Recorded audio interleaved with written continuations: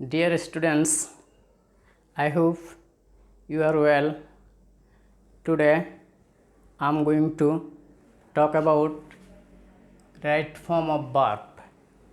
প্রিয় শিক্ষার্থীরা, আমি গত ক্লাসে রাইট ফর্ম অফ ভার্ব সম্বন্ধে কয়েকটি ইম্পর্ট্যান্ট রুলস নিয়ে আলোচনা করেছি। আজকেও আমি আর কয়েকটি ইম্পর্ট্যান্ট রুলস নিয়ে আলোচনা করব।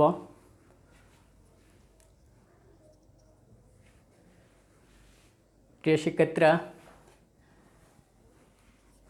সেন্টেন্সে নাও, at this moment, at this time, at present, still, look ইত্যাদি থাকলে ভার্বের ফর্ম কীরকম হবে? প্রিয় শিক্ষার্থীরা, এগুলো থাকলে নাও, at this moment, at this time, at present, still, look ইত্যাদি কোনো সেন্টেন্সে থাকলে সেটা প্রেজেন্ট কন্টিনিউয়াস টেন্সে হয়। আর প্রেজেন্ট কন্টিনিউয়াস টেন্সে অক্সিলারি ভার্ব হচ্ছে এম ইজ আর, আর ভার্বের সাথে আইএনজি যোগ করতে হয়। তাহলে এক্সাম্পল হিসেবে আমি দিয়েছি দ্য বেবি, এখানে ব্র্যাকেটে আছে স্লিপ, এরপর আছে নাও। তাহলে এখানে নাও আছে, নাও থাকলে সেটা প্রেজেন্ট কন্টিনিউয়াস টেন্সে হবে। আর প্রেজেন্ট কন্টিনিউয়াস টেন্স হলে অক্সিলারি ভার্ব হিসেবে এম ইজ অথবা আর বসবে। এখানে দ্য বেবি এটা থার্ড পারসন সিঙ্গুলার, এটার জন্য দ্য বেবি, এটার জন্য অক্সিলারি ভার্ব হবে ইজ, আর স্লিপ ভার্বের সাথে আইএনজি হলে হবে স্লিপিং। তাহলে আনসার হবে ইজ স্লিপিং।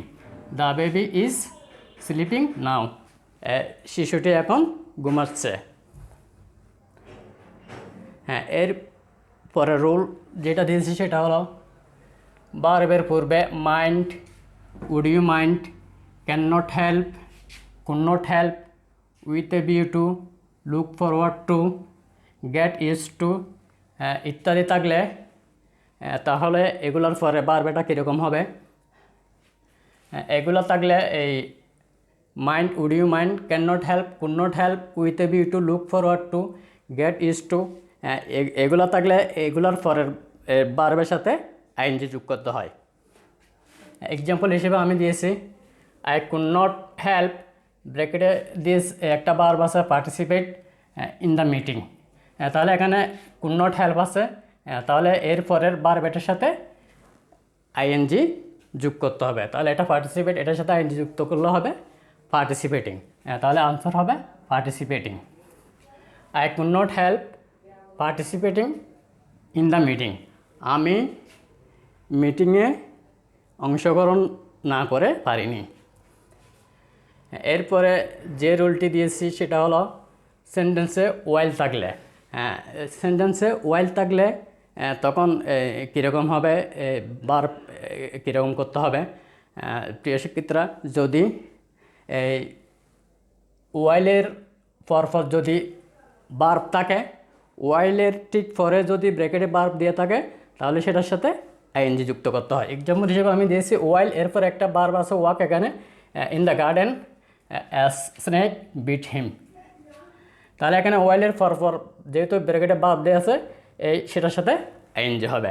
তাহলে এই ওয়াইল ওয়াকিং ইন দ্য গার্ডেন, বাগানে হাঁটার সময়ে স্নেক বিট হিম, তাকে একটা সাপ কাটলো, তাকে একটা সাপ কাটলো। তাহলে এখানে ওয়াইলের পরপর ভার্বের সাথে আইএনজি হবে। তাহলে আনসার হচ্ছে ওয়াকিং। যদি ওয়াইলের পরে সাবজেক্ট দিয়ে থাকে, ওয়াইলের পরে সাবজেক্ট দিয়ে থাকলে তাহলে ওয়াইলযুক্ত অংশটিকে পাস্ট কন্টিনিউয়াস টেন্সে করতে হয়। তাহলে এখানে এরপরের যে এক্সাম্পল দিয়েছি সেটা ওয়াইল, এরপরে একটা সাবজেক্ট হি আছে, এরপরে ব্র্যাকেটে ভার্ব দিয়ে আছে ওয়াক। তাহলে ওয়াইলের পরে যদি সাবজেক্ট দিয়ে থাকে তাহলে সেটা হবে ফার্স্ট কন্টিনিউয়াস টেন্সে। তাহলে এটা হবে while he was walking in the garden, যখন সে বাগানে হাঁটতেছিল, স্নেক বিট হিম, তাকে একটা সাপে কাটলো। তাহলে এটা ফার্স্ট কন্টিনিউয়াসে হি এর জন্য অক্সিলারি ভার্ব ওয়াজ হবে আর ভার্বের সাথে আইএনজি হবে। তাহলে আনসার হচ্ছে ওয়াজ ওয়াকিং। তারপরে যে রুলটা রেখেছি সেটা দেখো, সেন্টেন্সে just now, already, yet, ever, lately, recently ইত্যাদি থাকলে তখন সেটা প্রেজেন্ট পারফেক্ট টেন্স হয়। আর প্রেজেন্ট পারফেক্ট টেন্স হলে অক্সিলারি ভার্ব হবে এই হ্যাভ অথবা হ্যাজ, আর ভার্বের পাস্ট পার্টিসিপল হবে। এক্সাম্পল হিসেবে আমি দিয়েছি উই, এখানে ব্র্যাকেটে ভার্ব একটা দিয়েছে রিচ, ডাকা, জাস্ট নাও। এখানে জাস্ট নাও আছে, এখানে জাস্ট নাও থাকলে তাহলে সেটা প্রেজেন্ট পারফেক্ট টেন্স হবে। তাহলে এটা আনসার হবে উই হ্যাভ, উইর জন্য অক্সিলারি ভার্ব হবে হ্যাভ, আর ভার্ব রিচের পাস্ট পার্টিসিপল রিচড হয়ে যাবে।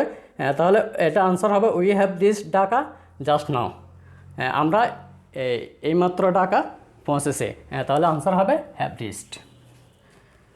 এরপরে যে রুল আছে সেটা হলো হ্যাভ, হ্যাজ, গেট ইত্যাদি ভার্ব যখন পজিটিভ ভার্বের কাজ করে তখন ভার্ব কীরকম হবে, এগুলোর পরে যে ভার্ব থাকবে তখন সেই ভার্ব এটা কীরকম হবে।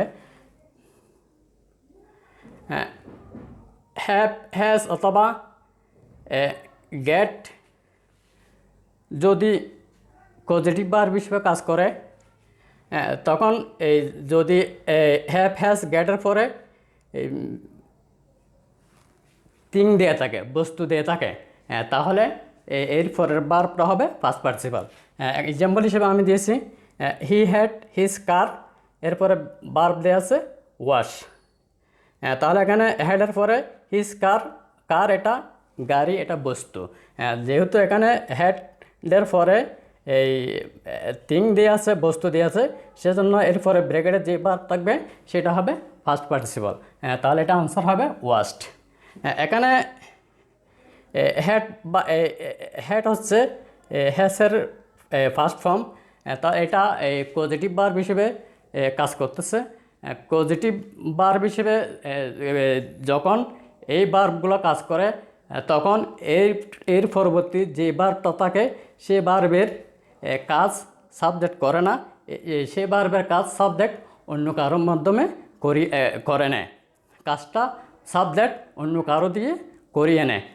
এখানে হি হ্যাড হিজ কার, এরপরে যে ভার্ব দিয়ে আছে ওয়াশ, দৌত করার কাজটি কিন্তু সাবজেক্ট হি করতেছে না, এটা অন্য কারোর মাধ্যমে করিয়ে নেয়। সেজন্য সুতরাং এখানে এই হ্যাড এটা পজিটিভ ভার্ব হিসেবে ব্যবহৃত হয়েছে। আর হ্যাডের হ্যাভ অথবা হ্যাজের পরে যদি এই ব্যক্তি থাকে, পার্সন থাকে, তখন এরপরে এই যে ভার্ব থাকবে সেটার বেস ফর্ম হবে। বস্তু থাকলে এখানে কার বস্তু ছিল সেজন্য এর পরবর্তী ভার্ব এটার পাস্ট পার্টিসিপল হয়েছে, কিন্তু হ্যাভ হ্যাজের ক্ষেত্রে এর পরে যদি ব্যক্তি থাকে তখন এর পরের ভার্ব যেটা দেয়া থাকবে সেটার বেস ফর্ম হবে।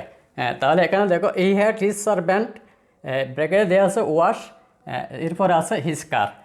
এখানে হ্যাড এটা পজিটিভ ভার্ব হিসেবে ব্যবহৃত হয়েছে, এরপরে আছে ব্যক্তি। তাহলে এই সেজন্য এরপরে ব্র্যাকেটের ভার্ব এটার বেস ফর্ম হবে, তাহলে আনসার হবে ওয়াশ। এটা বেস ফর্মে দেওয়া আছে, সেজন্য এখানে আনসার হবে ওয়াশ, এটা বসে যাবে। He had his servant wash his car, সে তার চাকর দিয়ে গাড়িটি দৌত করে নিল।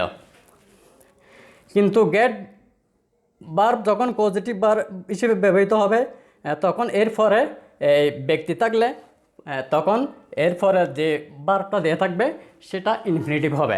তাহলে এখানে হি গট হিজ সার্ভেন্ট, এখানে ব্র্যাকেটে ওয়াশ দিয়ে আছে ইজ কার, তাহলে এটা ইনফিনিটিভ হলে টু ওয়াশ হবে আনসার। ইনফিনিটিভ মানে হচ্ছে টু এর সাথে ভার্বের বেস ফর্ম, তাহলে এটা বেস ফর্মে দেওয়া আছে, তাহলে এটা আনসার হবে to wash. He got his servant to wash his car, সে তার চাকর দিয়ে গাড়িটি দৌত করে নিল। প্রিয় শিক্ষার্থীরা, that's all for this lesson. Thanks for watching.